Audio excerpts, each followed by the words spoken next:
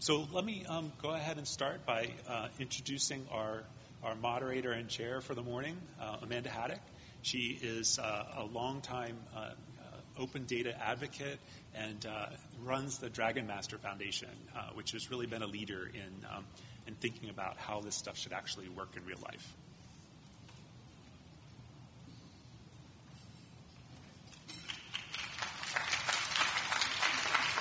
I'm going to invite my panel to just kind of make their way up here really fast, too, because I'm not starting our panel, so and I haven't had a chance to meet everyone. So please, if you're on our panel, please head on up here. And we're going to start the morning off with Bill Posman. So where'd Bill just go? Oh, why don't you come on up? That's fine. So Bill runs the rarekidneycancer.org, and he's got a guest with him, but I'll let you do that introduction. Okay.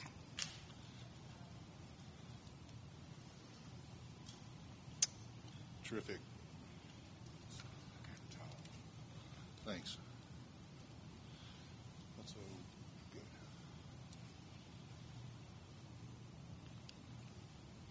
So I'm here today to talk about patients controlling their own data. And a little bit of background on me. A key point I want to get across is I've been reasonably effective in a variety of different areas over my life, the most recent being an IPO I did around 2000. At that point, my goal was to sit down and raise my kids, but I wound up getting a P1RCC diagnosis, and it's kind of sucks. There's three things that are interesting about it. It's rare, incurable, and terminal. The incurable and terminal part are lousy because I'm not really interested in dying. And the rare part is lousy because in a market-based economy, there isn't a lot of research going on for stuff that has small patient populations. Initially, I wound up doing the standard stuff. I put together an organization, brought in a bunch of rare disease specialists. I put together some tools to help patients enroll in clinical trials. We put together a paper with recommendations on exactly how to handle situations where you have rare kidney cancers. But then after a couple of years, I looked and realized there had been no increase at all in patient survival for 10 years. And in the immortal words of Dr. Janet Woodcock, it's not working. She had a very nice article in LA Times a couple of weeks ago. I really suggest everybody read it. So today's talk, I'm going to talk about things I've learned about cancer research, some stuff I tried, and some stuff I hope to do next. So the first thing I learned in particular is cancer research is done with big teams. And frankly, that kind of surprised me, because if I had to go on and pick one area that requires innovation, cancer research would be it. And there was a nice article that was done in the New York Times recently that showed that disruption's inversely proportional to author count. And there's an awful lot of authors in all the different cancer papers that are out there. And small teams are really good for generating new ideas, and large teams generally are good at confirming findings. So that structuring surprised me. The second thing that surprised me in the process of doing this stuff is that researchers and patients have a tendency to view time differently. Researchers measure time in terms of progression-free survival, overall survival, next year's conference, 10-year tracks. Patients have a tendency to look at stuff in terms of months between treatments and time until death. And that really impacts how people are motivated in dealing with this thing. All the researchers I've met are good people, and they're all very motivated. But they don't have a tendency to view this thing like a football game. In a football game, you've got 60 minutes to go on and put points up on the board. If you don't get that done, and can't do that basically the majority of the 12 times you're up during the season, you're out of the game. Steve Young, who's one of my favorite quarterbacks, went on and said it this way: everybody's motivated. Everybody wants to succeed. When he was out on the field, he was desperate to succeed, and patients are desperate to succeed. A lot of cancer research that I've seen is pretty much variations on the same thing. I mean, I like personal genomics as much as anybody, but there is other stuff out there. And in particular for my cancer, there hasn't been a lot of progress made using this particular approach. And what I was taught is that if something doesn't work, try something different. There are a number of different things out there and a lot of smart people that can do it. And I was surprised to see, in fact, the concentration on just a couple of areas.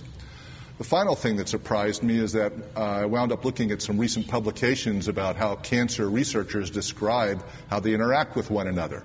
They talked about research teams, the clinical trial team, the primary physician. The thing that was notable to me about the paper is that patients weren't even in it.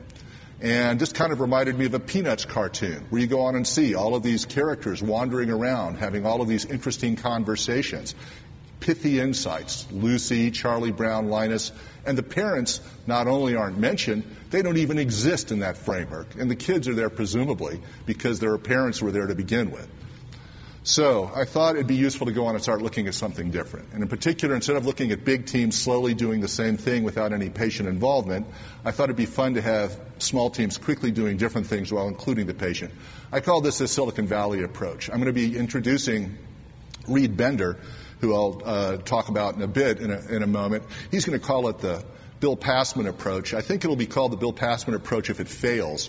If it succeeds, I think it'll be called the Silicon Valley approach.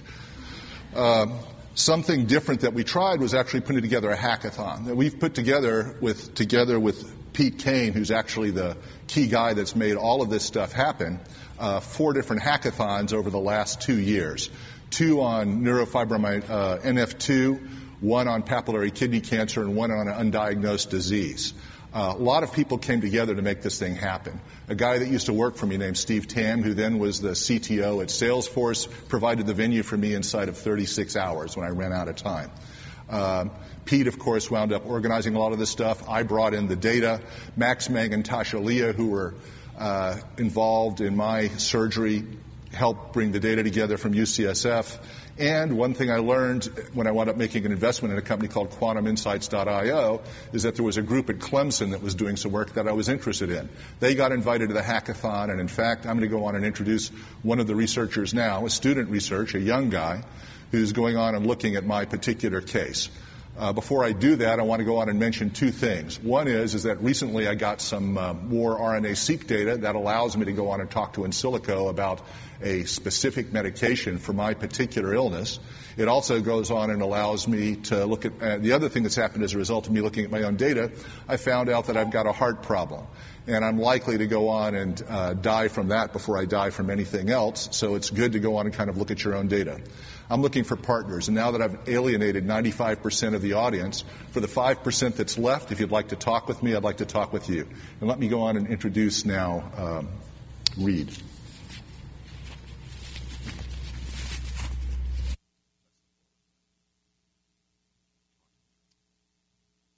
Well, good morning, and thank you, Mr. Passman.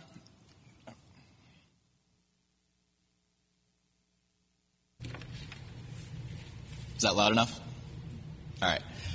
So I am a member of a research group at Clemson University. My name is Reed Bender, and I'm an undergraduate senior bioengineering student. And so I'm involved in a systems genetics lab, and we work primarily with cancer research, but also with autism and plant biology, so we do a lot of different things. But we really do incorporate this Silicon Valley approach that Mr. Passman mentioned. We are a group of bioengineers, geneticists, biochemists, and computer scientists, and all sorts of other experts in their fields, all working together to solve some of these complex biological problems. And it's really this wealth of knowledge and of age in our lab that helps us kind of have this agility, as he mentioned, to do this. So I first got involved with Mr. Passman when he passed his RNA sequencing genetic data to our faculty advisor, Dr. Alex Feltus. Dr. Feltus, after a couple of months, passed the data down to me and gave me one task and one task only. He basically just said, go help Bill. So I got involved and I connected with Mr. Passman, and over the next couple of months started working with his RNA sequencing genetic data to try and turn it from abstract genetic data into something of clinical relevance to him. So what did it take for us to get to this point? Well, first of all, it took a very intelligent patient. Mr. Passman not only obtained his genetic data, but he also knew how to share it. Through hackathons and meetings, he engaged with researchers who were able to take this data and actually do something with it. But then on top of that, it took motivated research collaborators from those hackathons and from those meetings, but also in my faculty advisor, Dr. Feltus, and then ultimately myself, who would take this data and know what to do with it and be willing to work with it, but also engage the patient in this research. So I'd like to without getting too far into the weeds, I want to explain briefly what we did. We took that single sample of cancer genetic data and mapped it alongside hundreds of other kidney samples from data sets like TCGA and GTEx. These are two different independent data sets that contain samples of all sorts of healthy tissue as well as cancerous tissue from hundreds of thousands of samples.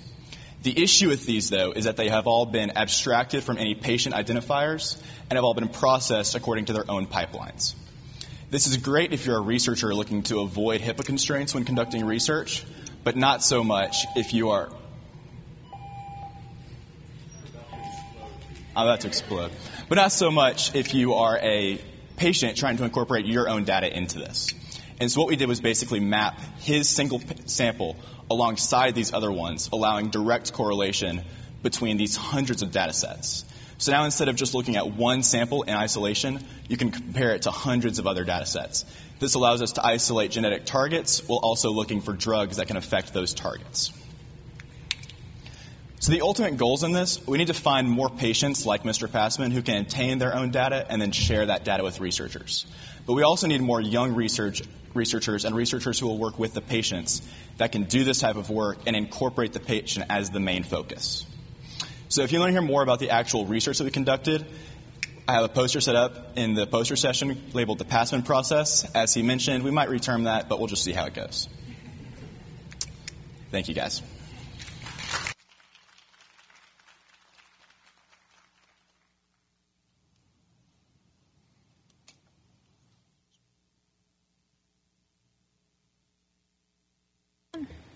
All right, next up we've got Corey Painter. She's from the Broad Institute and Count Me In.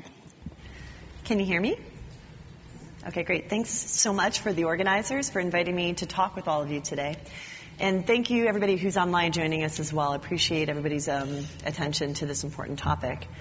I'm going to talk about an initiative that we launched out of the Broad to focus on enabling patients to share their data, share their clinical data, their genomic data, through their patient voice that may not otherwise be collected, in order to build resources out for the biomedical community to help accelerate discoveries in cancers. But before I get into the details of that, I want to talk about my personal motivations for enabling data sharing. About 9 years ago, I was diagnosed with an incredibly rare and aggressive cancer called angiosarcoma. Angiosarcoma is a cancer that starts in the lining of your blood vessels, and mine popped up in my breast, had a lump in my breast. Had no idea what to do. My doctors had no idea what to do. And the only thing all of us could come to a consensus on was that there was no way to inform a decision forward because there was no data to actually drive a decision in a cancer that only impacts 300 people a year. And so I went through that first year literally just picking, random things to try. Because my doctor said, we have no data, but if you want to look at your kids who were 2 and 4 at the time and say you tried something, here's a list. But we don't know if anything will work. And the only thing we can be sure of is that you'll have side effects. So this picture kind of is representative of what that looked like and what that felt like. It was every bit as tragic as you might think. Just based on the normal kind of human metrics. But it was even more unconscionable to me because I couldn't do anything as a scientist to stop other people who were bound by destiny to have this awful experience. All of that work and to know that you can't do anything is awful. It's like an existential crisis.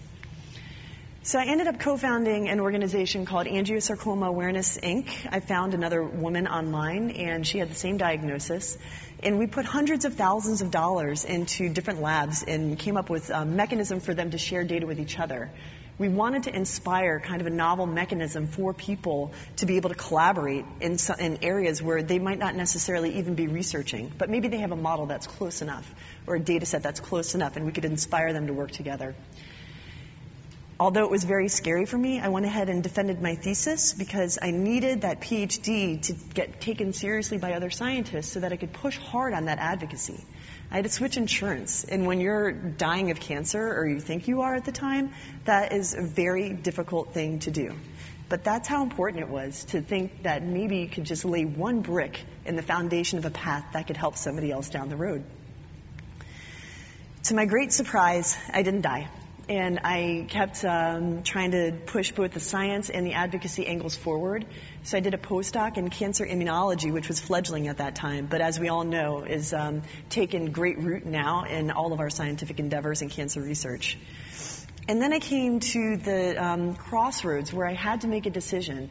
Do I go on and become a PI and have my own lab and go through the publish and perish paradigm, one paper at a time, one insight at a time, with the rest of the data kind of like sitting in my notebook or now my tablet, and just taking the cream of the crop that I think I could sell into a high-impact journal and showing that to the world?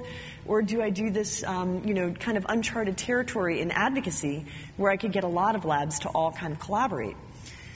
And at that time, the Broad Institute which is a huge kind of think outside of the box, big genomics institution, was also trying to think of how they could accelerate cancer research.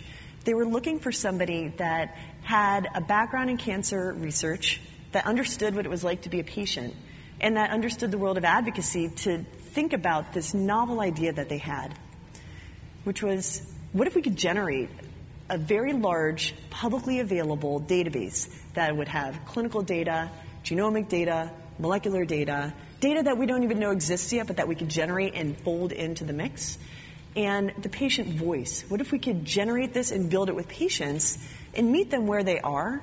Would that accelerate our ability to make discoveries in different cancers? And when I saw that they were looking for this, I said, count me in. I want to be part of that. I will dedicate my life to that, right? Makes sense. But there were several obstacles that we had to overcome in order to make this vision of working with patients a reality. First, we had to come up against the very real issue that most tissues aren't actually available for study. If you think about the way that we get diagnosed, I was in a community setting, and I had a biopsy, several biopsies, 9 biopsies, and a resection, and these were mostly done in a community setting where they took the tumor out of my body, they embedded it in wax. Some very talented pathologists were able to diagnose me, but then that tissue just sat in a ball of wax on a shelf somewhere, not going toward anybody's greater understanding of my disease. And if you really peel that onion back, why would it? There's no infrastructure for it to go anywhere except for that pathology office. But the Broad wanted to do something about that. They wanted to enable patients to be able to contribute that toward research in their own disease. We happen to live in an era where social media connects us, right? My slides are advancing all by themselves. Hold on. Social media connects us all. We know each other. And if we're not in social media, other patients or people in our network are. And so we launched the Metastatic Breast Cancer Project out of the Broad with Nick Wagley, who is a metastatic breast cancer oncologist at Dana-Farber and leads the Count Me In initiative. We built this entire project with metastatic breast cancer patients. Every aspect of this, the pictures, the name, the consent form, was built and co-designed with patients that have the disease. And as a result, we launched in 2015. Over 5,400 people have raised their hand and said, count me into that. I want to be part of that. And we've been able to generate an open clinical genomic database that currently has 237 clinically annotated tumors, to the point that you have to have them linked to make any sense. We often see this presented at different conferences. There have been several publications that now cite this data that's been out for about 2 years. And our next question was, can we do this in other cancers? Right? We built the platform, but what if there was something unique only about metastatic breast cancer community? What if we could do this in my exceedingly rare cancer? Wouldn't that show that if you could do something in a more common cancer and exceedingly rare, that we could fill in the rest? Cancers like Bill's that we talked about just now. So we built the angiosarcoma project off the scaffold of the MBC project, and with patients, we were able to have a very similar call to action. This is a cancer that gets 300 people a year, but 460 people with angiosarcoma have joined this study since we launched it just over 2 years ago. There is an urgent unmet need to build these resources and platforms to enable people with rare cancers and common cancers to be able to participate in research like we just heard from Bill. We need to make it easier for them to share. Right now we have 48 samples from 36 patients from angiosarcoma already deposited in cBioportal. These are whole exome sequencing somatic calls. We're getting ready to deposit the raw underlying genomics and RNA-seq into the Genomic Data Commons. This is research grade, not CLIA grade, so this is not like an individual return a result to patients. I'm happy to field questions about that in the panel discussion if people are interested in study design. And as a result of the success, and I neglected to actually say, let's go back one slide. As a result of this data being out there, we've made discoveries and have been able to communicate that to the larger sarcoma clinical world, who is now developing 2 clinical trials based on this data. So if that's not a rapid turnaround, having patients engaged, design a study, contribute, have all of the processing of the samples released in clinical trials being designed within 2 years, I think that that's pretty good proof of concept. So we've been able to launch these projects now in metastatic prostate cancer, esophageal and stomach cancer, brain cancer just launched 2 weeks ago, and we're building osteosarcoma next.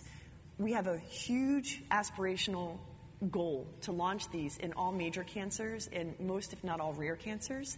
We're limited, as everybody is, by funding, but we have the infrastructure to do this now. So I just want to leave with some take-home points that we've learned through these processes. These are not comprehensive to everybody's experiences, but in our experiences, this is what has enabled some of our successes. Go to the patients and tap into existing communities. Be inclusive and think actively about diversity from the start. We by no means represent the population of people that get the diseases that we're studying, but we're working very hard to rectify that. Work with patients before you start your study. Don't build something and then invite them in after. Co-design from the name of it and through every aspect. And then be authentic. Be yourself. Don't have, just a stale voice out there. Let patients know who you are and take every opportunity to meet them and thank them in real life. I like to end with this picture of some of the patients who have participated in our projects and with one quote from a patient who passed away several years ago. I want to live and I want to watch my children grow, but if I can't, I want to leave a legacy and a cure. And with that, I'd like to thank our team back at the Broad Institute and all of our generous partners in this project. Thank you.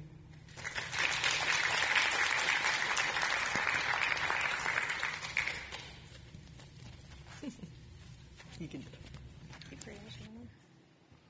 All right, next up we have Misha Angrist. Am I saying that right, Misha? Oh, good.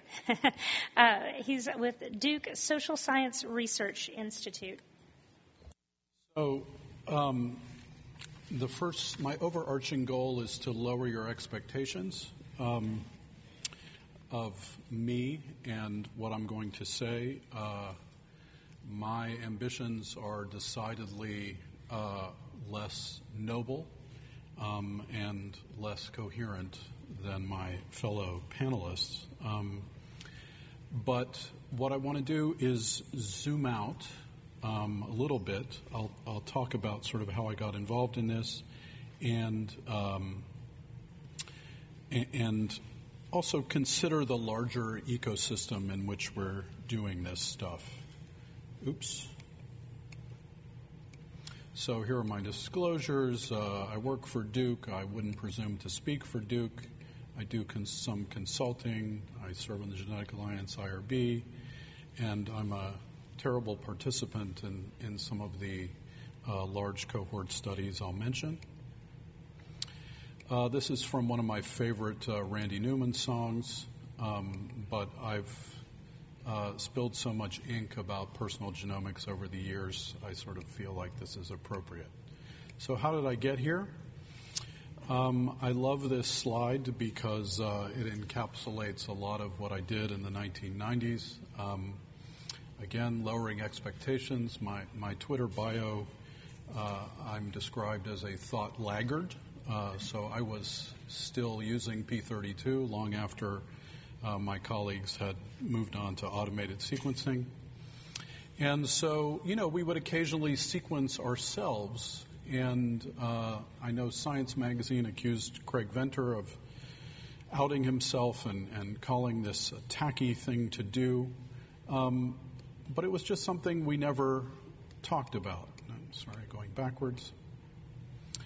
In 2006, I badgered George Church until he let me into the Personal Genome Project. And you can see many of us in this picture. We had our genome sequenced and made public. And there have now been hundreds of folks who have done this. At the time, it was considered sort of a radical social experiment. I'm not sure what it would be considered today. Maybe, I don't know, like making YouTube videos or something.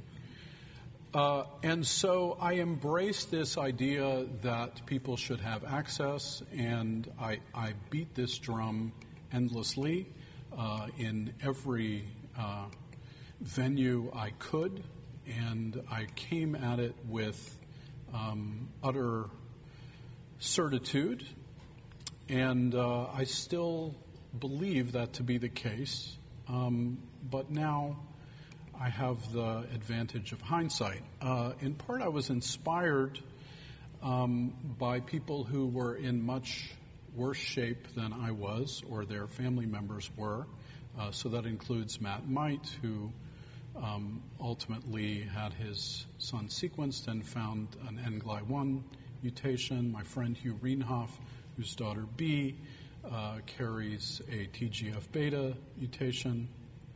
And my colleague Sarah Katsanis, who's now at Northwestern, she and I, together with a filmmaker named Will Weldon, we chronicled half a dozen of these sorts of N of 1 stories and made a documentary about it, in part because we wanted to really capture that narrative as opposed to writing a poorly read academic article.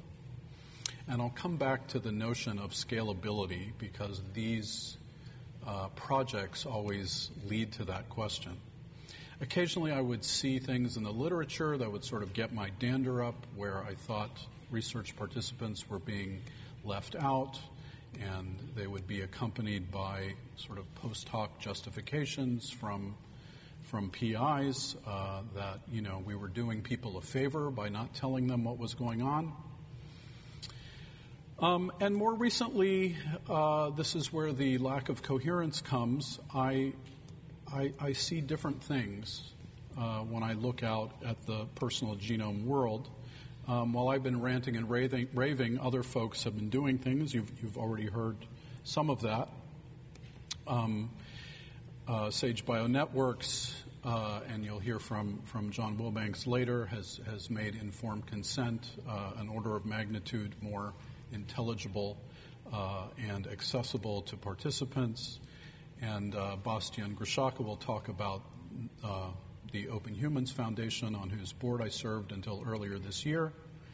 And if you go there, you will see a lot of opportunities to participate in research and a mechanism for granular control of one's data.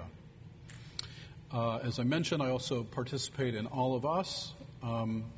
And I confess I was skeptical when All of Us launched, but here we are, and we're poised to receive genomic data.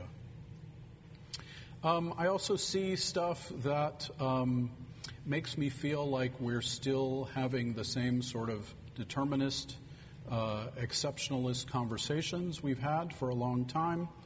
I think when we use genotype to adjudicate what constitutes a family and what doesn't, we're in dangerous territory. When we use it to decide who counts and who doesn't, who's better, who's worse, that makes me nervous. When we take money from really rich people who have crazy eugenic ideas and don't push back, that makes me nervous. When we use the awesome power of DNA, that makes it easy to exploit senior citizens and in this case, bilk Medicare. So I'm more concerned about all of that than I was a decade ago. What about the institutions who are interested in this? When FDA had its come to Jesus moment with 23andMe in 2013, I thought, okay, now we have cleared a way to a medical path. But But it's become more complicated than that, and as Howard McLeod from the Moffitt Cancer Center says, when we don't have any mechanism for sharing pharmacogenetic information, instead of getting some guidance, they're getting no guidance. And this is from a recent editorial in Genetics and Medicine by Wayne Grody, for whom I have enormous respect. But when I read this kind of language about sharing, say, incompletely penetrant or variably expressive long QT alleles with patients, and sort of preemptively deciding what constitutes a significant risk, what's desirable, what's a burden, what is frightening, and sort of looking for reasons to say no. I have this kind of Groundhog Day sensation. So what about those direct-to-consumer companies?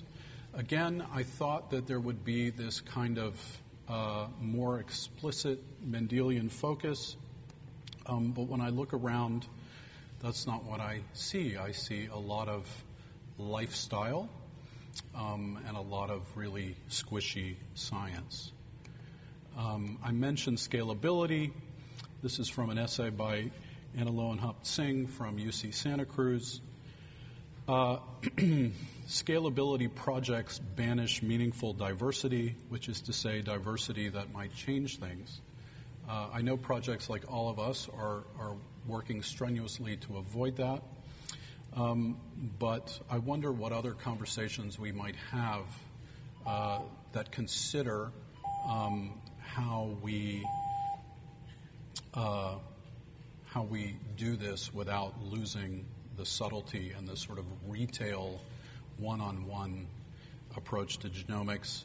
This is a shout out to my friends at the Personal Genetics Education Project who are doing this on a retail sort of community basis, and not pretending that it's not difficult, but doing it anyway.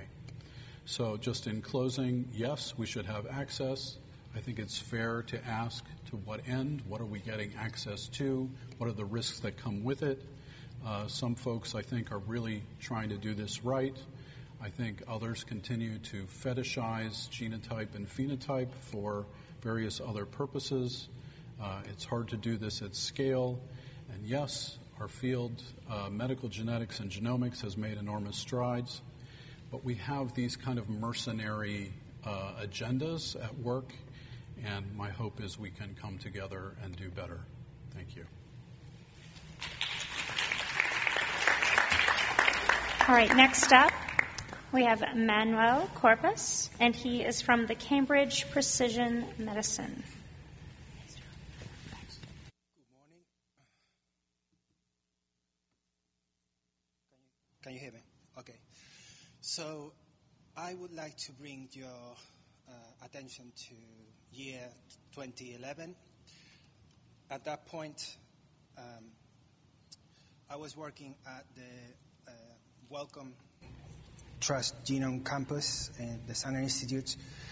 I was in charge of a database that would form the infrastructure to hold the data for a newly approved project from the UK government. It was called Deciphering Developmental Diseases. They were going to sequence 13,000 children and their parents, and it was probably the most sort of extensive analysis that there was going to be for that kind of scale. And I was helping clinicians interpret the data as a bioinformatician, and what I realized was it was really, really hard to actually make sense of this data for them. And they're supposed to be people who have enormous technical skills, they're trained, etc. And there were two things that were clear to me at that very point in my career. The first thing was that sequencing and DNA genotyping, it wasn't just going to be for the sick. It was going to be for everyone. I know that obviously with direct to consumer, this has been something that was initially sort of proposed, but then at the level of the clinical provision of genomic services, it became clear that was going to be what would happen in the next decade or so. But the most important thing, I think, it was the fact that, it was going to be for healthy people, not just sick people. So, given that sort of initial preamble, what happened to me was that, I actually wanted to understand my personal genome.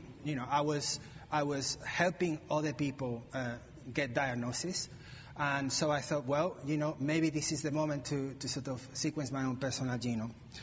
But what happened at that time was actually that it was necessary not just to raise awareness of what personal genomics can do for you. It was also the perfect time to raise awareness about how this is going to transform our lives from the point of view of social relationships, from the point of view of how we even talk about and think about our personal lives. And so I had a conversation with my family at the time, and basically we decided to sequence our personal genomes and to go ahead not just with direct-to-consumer, but also with any possible kind of technology that was out there. We really wanted to understand not just the validity of the tests themselves, but we also wanted to understand, how much can we learn from this information about our personal identities. And I don't just mean sort of health data. I mean, there is a lot of information out there that is not necessarily related to health that also has a lot of meaning for us. Ancestry, for example, is one of the important things that you can learn. But I've had people coming to me asking, can you help me sequence my son who passed away a few years ago? Because that's the only thing that, remains from him. And I would like to have his genome as sort of something that I can hold on to. So I think there is a very important factor of identity that for some reason genome data can provide some kind of satisfaction. But also things about lifestyle choices, etc. So at the time we were 5 healthy individuals. We come from the south of Spain, which is obviously a little bit laid back. We have a good health system. We don't have to worry about discrimination because everyone has universal coverage from the health system. Basically, what we did realize, however, is that one particular set of analysis, one particular set of direct-to-consumer providers was not going to give us all of the possible answers, all of the possible information. No matter how much data the 23andMe curated database has, they only are going to be able to provide a very specific amount of information. And what we did realize is that there is a lot of data sources, potential resources out there that could tell us a lot more about our personal genome data. So we decided to publish our genetic data around 2011. We had the sequencing data, we have the 23andMe data, and so on. And we spread the message, the word through social media. And what we didn't expect was the amount of people who actually was going to come to us and say, hey, oh, wow, this is wonderful. There isn't any publicly accessible whole genome family data at this point. This is going to be great for developing my new software tool for interpretation of genomic data. And so in the end, in a couple of years, we got with about 19 different researchers, scientists contributing to this effort, giving us different types of information, as well as 7 different companies who gave us information about their services and analyzed our genomes for free, basically. So this, however, confronted us with a number of challenges that I didn't expect. I think it has been mentioned before, the fact that, researchers, they should become the data stewards for the information that they hold. For me, because I was the scientist of the family, it meant that actually, de facto, I became the guardian of the information. And de facto, I had to communicate my family members what they got. And so I think this put forward this issue that current communications between family members that have their personal genome sequenced is seriously underdeveloped. And as a consumer of direct-to-consumer genetic testing, there's no information, no literature available about how to tell people about their risks. And what was more worrying is we saw very clear that there were some family members that had more risks than others. So does that mean that some genomes are better than other genomes? How do you actually put across this to people who are not technically oriented? And of course, the eugenic consequences that this could lead to. The other thing was I was predicted to have a high risk of cancer, prostate cancer. And so the other reports, given that we are family relative, people who have been related by blood, there wasn't any indication that they would have a higher risk. There hasn't been any indication in my clinical family history that anyone has had prostate cancer. So do we believe these results? What do we believe? And what should we do about this? And then finally, given that we get all these results, how should we actually act upon it? How do we actually integrate this within our current health systems? I think this is something that is currently underdeveloped. So this project is actually being developed, and currently we are undergoing a new set of analysis. We decided to sort of repeat the whole genome sequencing process, but this time analyzing it to the most complete possible amount of different algorithms that are out there. So basically we're doing pathogenicity screening for every single gene. We're basically analyzing the risk of 53 common diseases for which we have thousands of genome-wide association studies, information, as well as hundreds of drugs. So just to finalize, what I think has happened to us, and I kind of concur with what Misha was saying, there has been an evolution in terms of what people think about their personal genetic data. I don't think if we were now in that same situation, we would share our personal genomic data for several reasons. Because there is a lot more data out there, and for healthy people, it's really difficult to actually have communities around that can help with interpretation and can bring people to help analyze specific markers. And then, of course, there are public initiatives out there that can help leverage those publicly accessible data sets, such as OpenSNP, etc. Then finally, I also think that there is this much more perceived risk of privacy by people.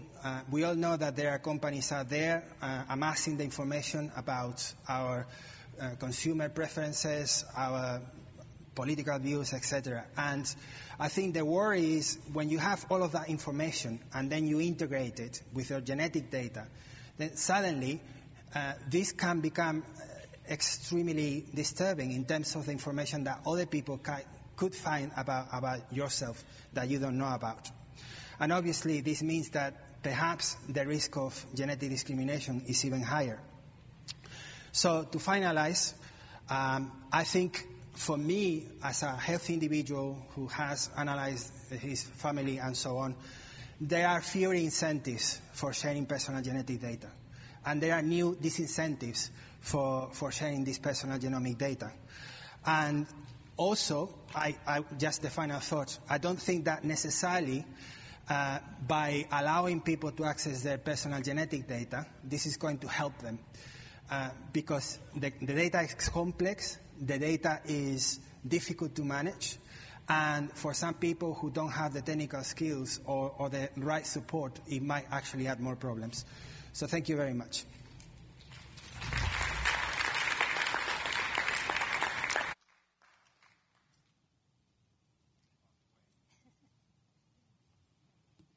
going to attempt to do this with the mic, so we'll see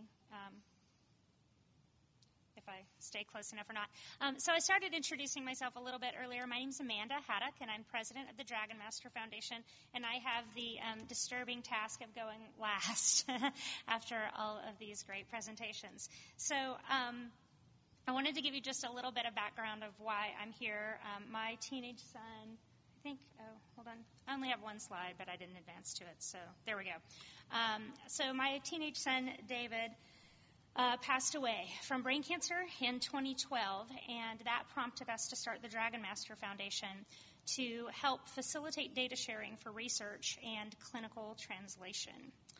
So David was diagnosed at a hospital that did not offer us anything beyond the standard of care, and the standard of care is not particularly successful for most glioblastoma patients.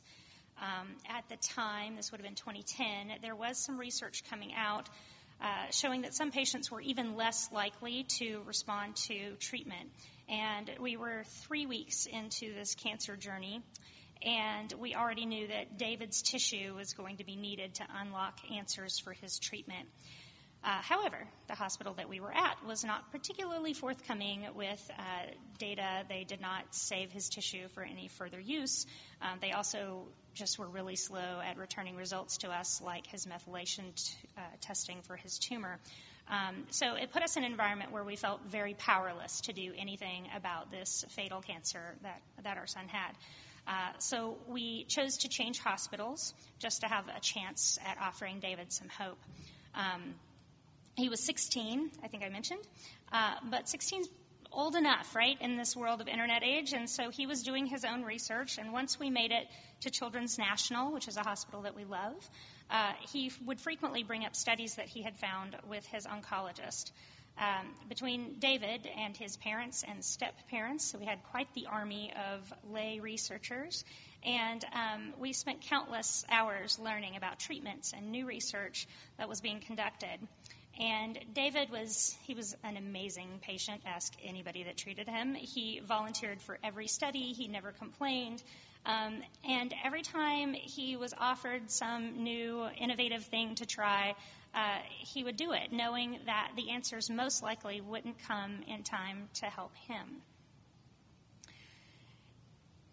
We didn't get a lot of information back on any of those studies, certainly not at the time that he was volunteering for them. And even now, we still don't know a lot about what the things that he volunteered for really might have accomplished.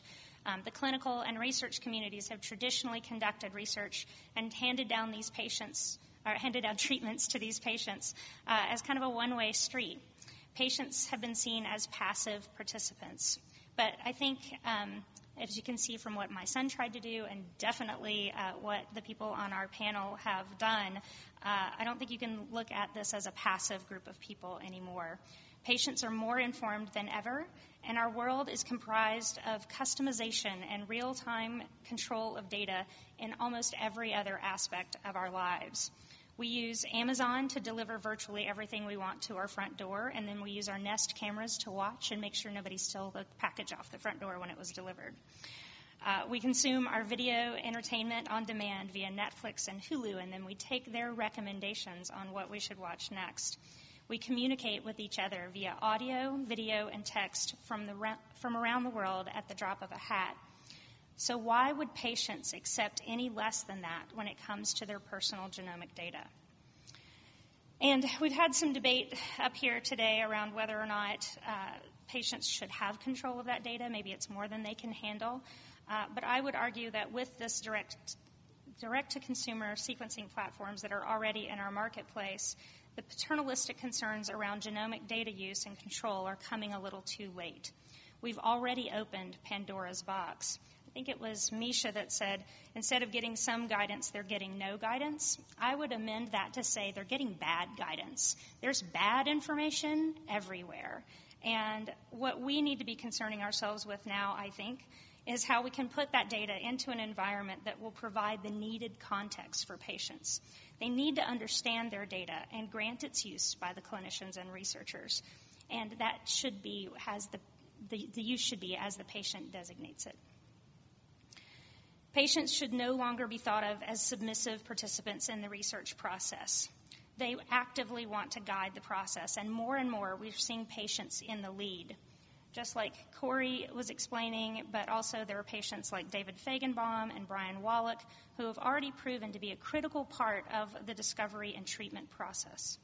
We can look at this as a threat to the process, or we can see it as a way to double the workforce looking for cures. There are certainly things that we can do that are right and wrong. Sorry, scream went to sleep. Okay, we're just going to ignore that because I don't know how to fix that. There are things that we can do that are right or wrong as we grapple with these access issues. But I challenge each of us to make decisions with the neediest patients in mind. Those are the ones that we've been called to help first. Healthy people have the luxury of time that sick people just don't have. In fact, I would say that this extreme variance in need is perhaps the most overlooked element in this debate. And those who are neediest are often the ones calling most loudly for action on behalf of others. I'm part of a group of care partners and former care partners for brain tumor patients. And as I prepped for this panel, I made a late-night post asking them if they wanted to say anything about it. Astoundingly, more than 20 people responded within just a couple of hours. Again, this was the middle of the night, saying that this was extremely important to them, and whether or not their person was alive or had passed away, they really wanted access to that data. This is a thought-provoking subject that I'm sure we're going to really enjoy exploring the rest of the day today. But I believe that the organizers were wise to start us off with a session that puts the patient voice first. It helps us stay focused on the fact that these are not hypothetical situations that we're discussing, but that people's lives are at stake, and the pace matters.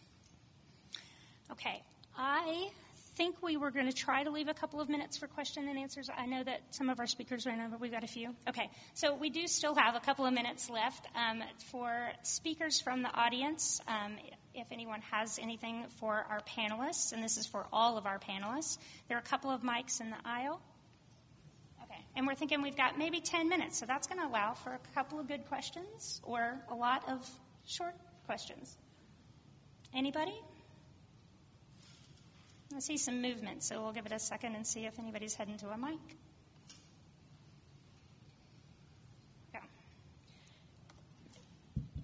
Hello. Thank you so much for sharing your experiences with us. It seems that many of you had to educate yourselves very rapidly in response to a diagnosis.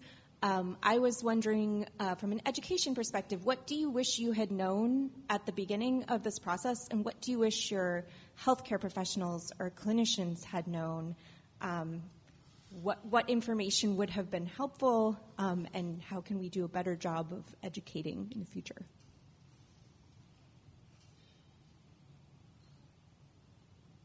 So this is Bill Passman. I'll start. Probably knowing statistics at the beginning would be very helpful to me. For example, the fact that at the current rate of progress, it's going to take 200 years before, in fact, all the current cancer patients have treatments of any kind.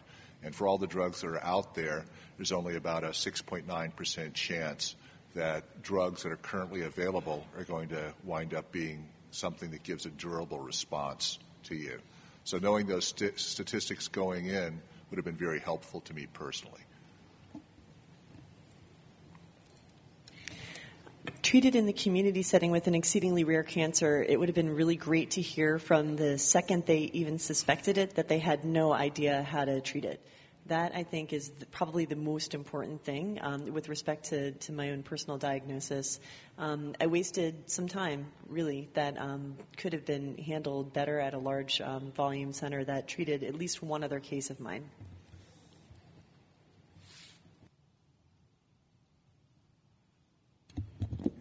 I think for me is the realization that actually there isn't a lot of valuable information out there from which I can create actionable outcomes, at least for healthy people. I think there's a huge amount of uncertainty, contradiction, and there is a huge need for a lot more resources that help us identify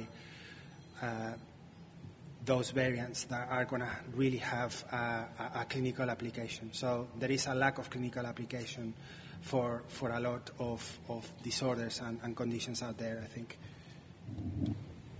Just one quick thing to add. I think for us, it would have been important for our providers to admit what they didn't know, sort of what Corey was saying. It's okay.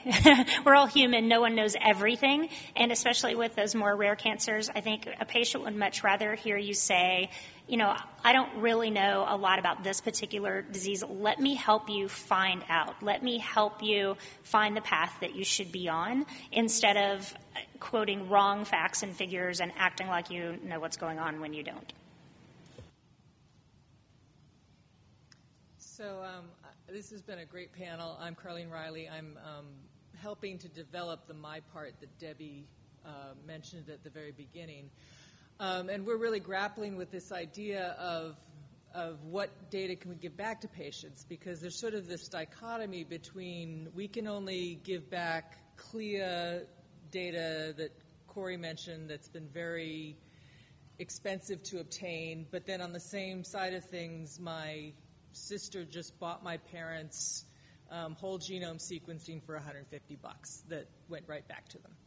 So I understand that sort of there is some danger of getting your data back in the context of not being able to understand it yourself. So I'm curious what you all think about, is your data something that you have an absolute right to, that should be given to you and then you have to sort of figure out what to deal with it? Or should it be treated more like the privilege of driving a car, where you have to pass a test to say, yeah, I understand some statistics, I understand that there may be mistakes in the data, or should we just not give it back unless we as researchers are absolutely sure that it's perfect and that you can rely on it? So I'm just curious where you all fall in that. I am on the extreme liberal side of give it back. Give it back, and we are not doing our research in a CLIA lab, so we're prohibited from doing that. But if I could give the research grade data back to patients, I'd do it yesterday, for a variety of reasons. I think that we definitely have a paternalistic viewpoint through this. I think that if we just had a simple waiver where patients said, I understand this might not actually be my genome. I understand that this may be done by a postdoc who doesn't know how to pipette. I understand, you know what I mean? As long as they know what the risks are, I would love to see patients have all of their data back. So if you could help us work toward a world like that, that'd be great.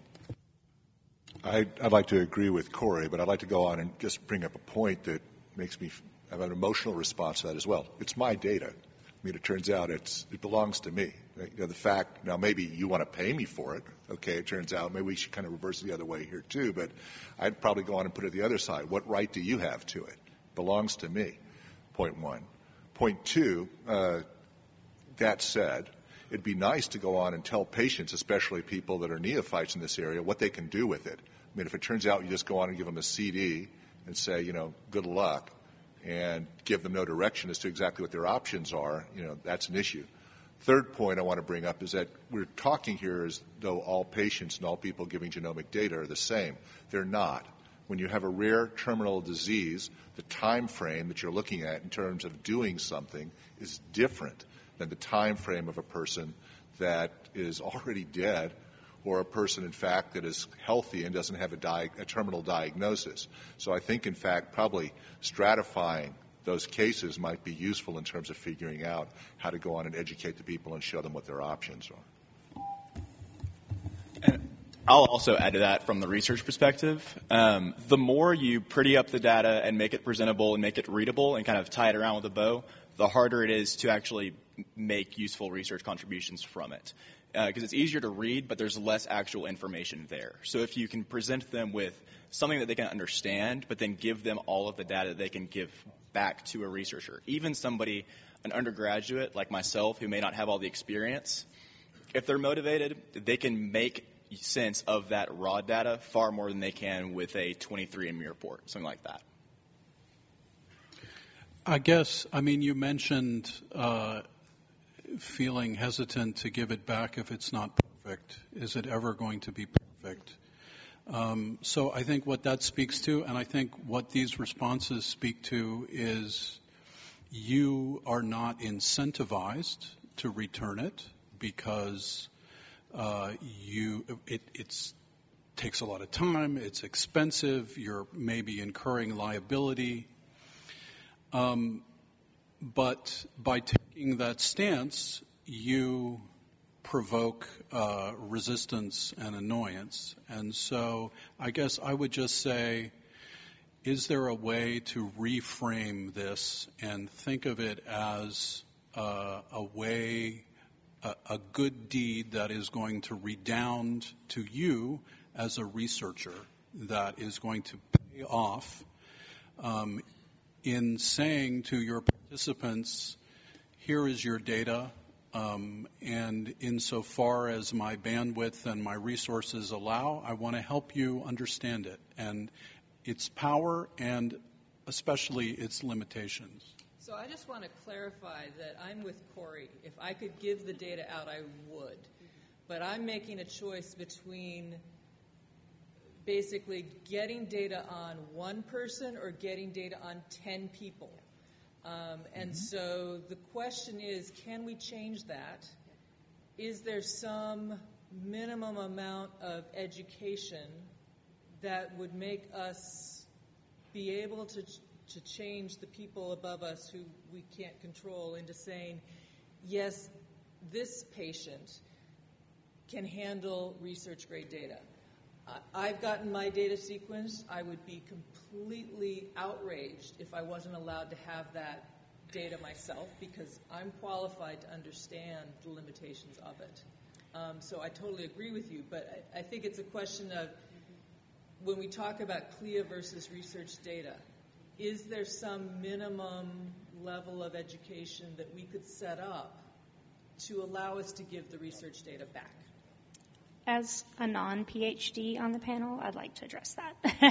So no, I think Bill said it best. It's still our data, right? And how it's returned to the patient, if you were to return a raw BAMP file to me, I will not know what to do with that, right? So you're not giving me personally anything that I'm going to worry over or get upset about because I don't know how to do anything with that. But I can then take it to a researcher, and maybe it's just, a student. It doesn't matter. I get to make that choice about what platform my data goes into, and then I can have communications around that. If I make a bad choice, I made a bad choice. I need to make a better one the next time. But the good thing about me having those files is I can take it and make a better choice the next time.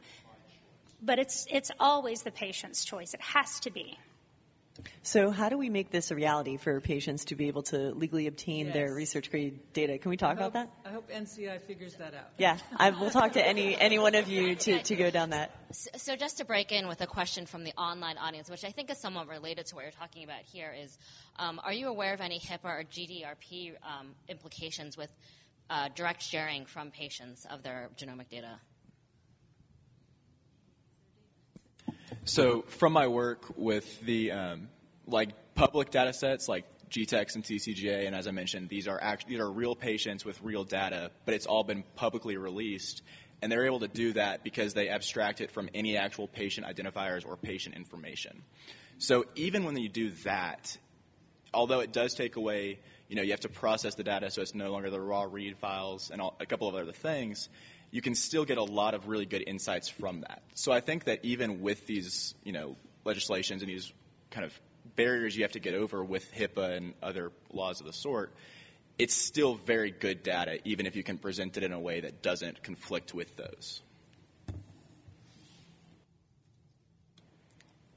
But again, if the patient's the one releasing the data, HIPAA doesn't apply. So I don't know. I can't speak to GDPR, but if the patient gives the data, then they can do whatever they want with it. Yeah, HIPAA is not meant to prohibit patients from being able to share their data.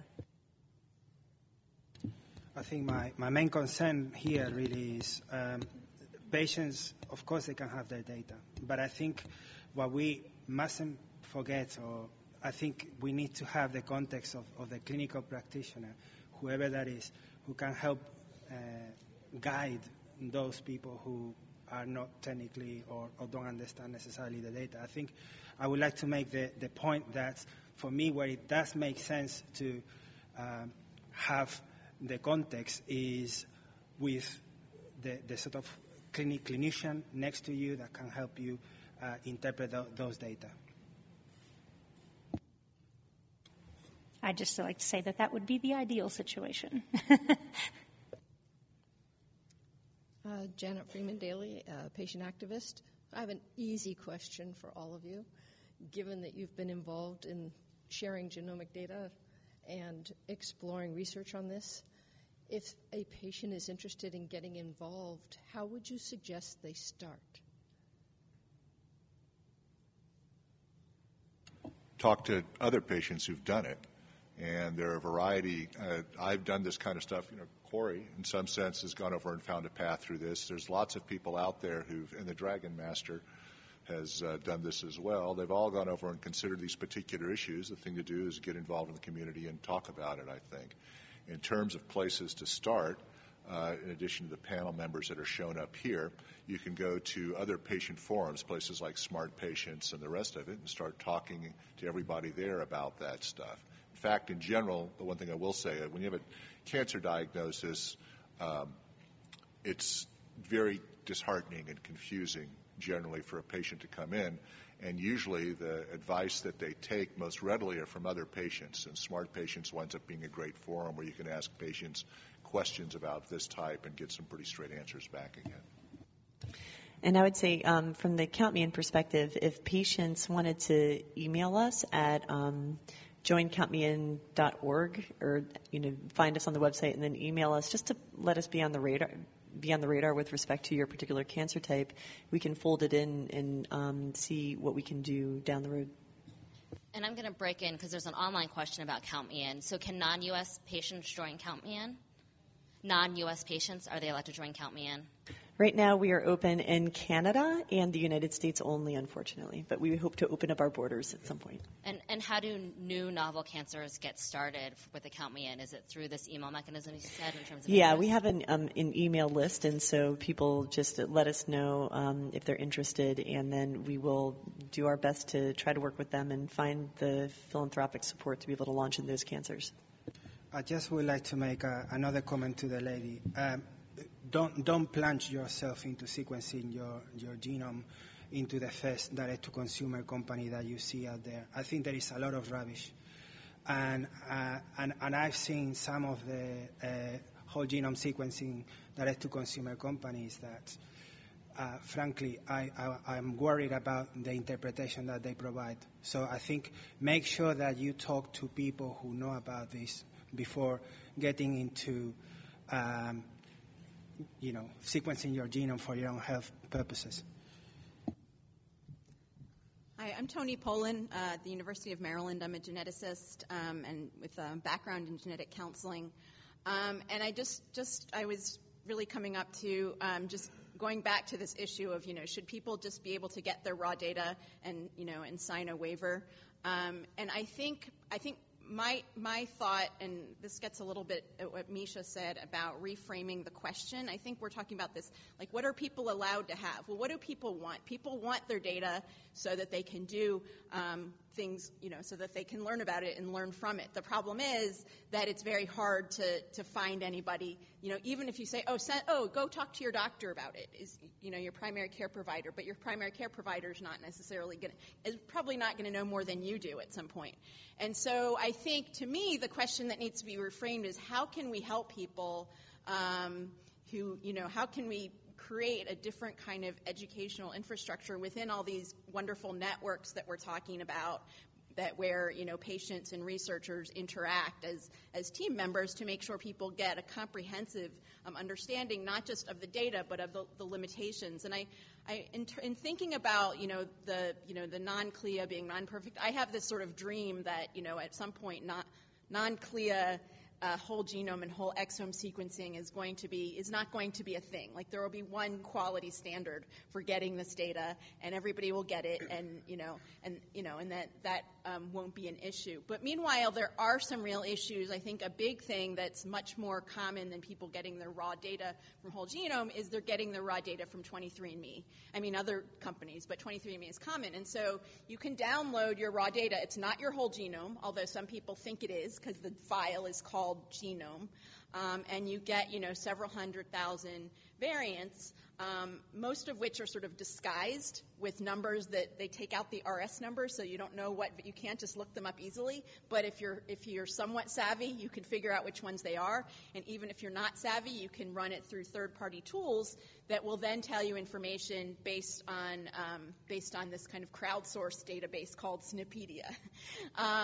And people are doing this, and so that's that also again bringing back this idea that should we be giving this? Well, this is what people are getting, and the problem that's now coming out, and I think some papers are now going to be published, is that most of the data from the arrays, so the non-sequencing data that people are getting from 23andMe, which many more people have because it's cheaper, is actually wrong. Most of the because these arrays are not optimized to do rare variants. And so what I've seen is I've been to talks by genetic counselors who, I saw a talk by a genetic counselor who had a patient, a family whose son died, and he was just about to do 23andMe before he died. And so somebody thought it was a good idea to send his samples in.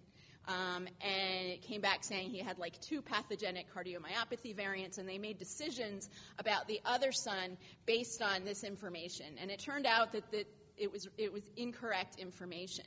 And so I think when we talk about it being paternalistic to protect people from information, I don't think that's what we should do. But I also think that a waiver, it's not as simple as signing a waiver. What it's as simple as is finding ways to help people to be fully informed in the true sense. So I think that genetic counselors have a tremendous mission to educate the public in general. They stand as the interface between people like me and scientists who do the analysis and the actual communication of results. So I think it's one of the best professions that you can aspire to right now. But that said, that's one of my main concerns, the fact that people download their data from 23andMe, which is marketed as non-diagnostic, for a start. So you shouldn't do it. They say that you shouldn't do anything with your data, consult your clinician, whatever. And then secondly, Snipedia, right? Which, I mean, it's a great resource. I've used it. But it's good for what I would call recreational genomics. But from taking that into something that is in a clinical realm, I think is, reckless is the word that I can think. But not from the patient. The patient herself, she's trying to understand as much as possible. But I think it's just that it's not clear that there is I don't think there is a clear distinction between what these companies are providing and when we are dealing with information in a serious clinical context, which is where then you need to think about treatments, therapies, and so on. So we need to make that distinction very, very clear. Can I just say one quick thing, though? I think you're working under the assumption that that's the only reason that people want their information. There's a lot of other reasons why people might want their information that have nothing to do with informing their clinical care. And, just keep in mind they may be able to donate it to research. They may be able to sell it. They may be able to do other things. Okay, I want to clarify something because I'm actually not working on any assumptions about what anybody wants. I'm saying that this is something that happens to some people. I am an information gatherer. I actually have done my whole genome. I've done one of the direct-to-consumer exomes. I've done 23andMe, and I've compared the results, and I've figured out from my own point of view what the limitation is. I'm a big believer in everyone having information. That was not at all to say people shouldn't have it. But I do want to say but I was trying to say that this is an issue that we as professionals, as genetic professionals, myself, we need to address. And and genetic counselors are part of it because that is part of how we're trained. We are working on it. We're working on models where we can educate providers, educate. I mean, there just needs to be a whole effort. But I think I think framing the question as are people allowed to have it or not allowed to have it, I think a little bit misses the point because, yeah, people want it for various reasons, and a lot of people are just doing ancestry. But I don't think that should be the question. The question should be how can we help people get the information that they want, that they need, and how can we help them to have all the tools that they need to interpret it? Well, I have a suggestion. At the poster session, why don't you stop by my poster and we can go on and talk about it. You seem to have identified a need. You feel passionate about it. Maybe you can help solve that particular education problem. We can work on it together. Okay? So I appreciate the vigor here, which is fantastic. The worst thing that happens is a panel that doesn't have any questions. But I think we're going to cut it off here. We're going to reconvene. We're going to start promptly at 10:30. So be back around 10:25 or something like that. I will say that this panel will be back again at the end of the second session. It won't necessarily be everyone here, but we'll have a chance to continue this discussion. So thank you all very much.